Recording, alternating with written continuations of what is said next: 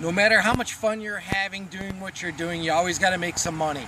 And right now we just found a quick way to make some money foraging. Coming up next.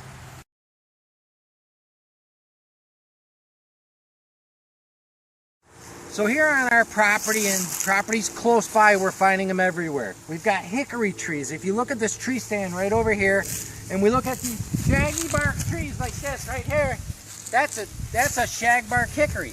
And those drop hickory nuts. And hickory nuts are not extremely, they're not available in the stores because I'm not really quite sure why, but they're just not available in the stores. But a lot of people want hickory nuts for their recipes that call for them because they want to follow an old-time recipe specifically. So it's as easy as finding yourself some hickory trees, and if we look on the ground here, we can see there's some nuts. They've already fallen out of the casing, and these are the hickory nuts right here.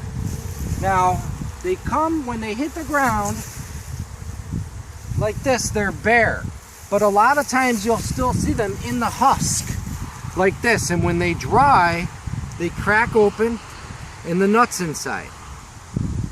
It's as simple as that. You could sell these on eBay. A grocery bag like this goes for $25, $30, believe that or not. You can collect that up in an hour or two.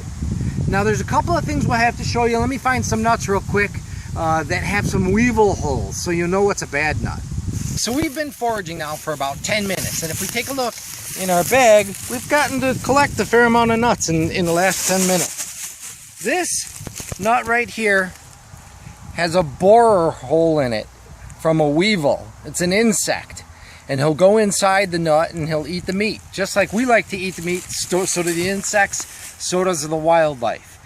So as you're walking around, it's easiest to take a look, just glance over the nut, make sure there's no holes in it, make sure it's in good condition before you place it into your sack. Then when you get home, dump your sack into a 5-gallon bucket of water. And the nuts that float, maybe it's something that you missed that had a weevil hole in it and that the weevil got in there and ate the nut out, or possibly it just didn't form correctly. But in any event, you want to try to remove as many of the bad nuts as you can. Lay them out to dry and then they're ready to sell, or crack them open and eat them. They're delicious. Now, 2 other points you want to think about. 1, as you're walking around in the forest and you're looking down for nuts, it's easy to forget where you're going and not pay any attention. And there's spider webs all over the place. So as you're walking around, take a look around, make sure you're not walking into any spider webs. And the other thing, there's poison ivy out here.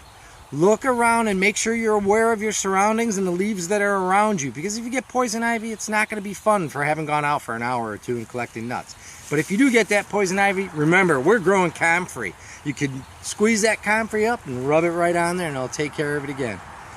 If you like videos like this, make sure to like us, make sure to tell your friends, follow along, we'll show you everything we're doing.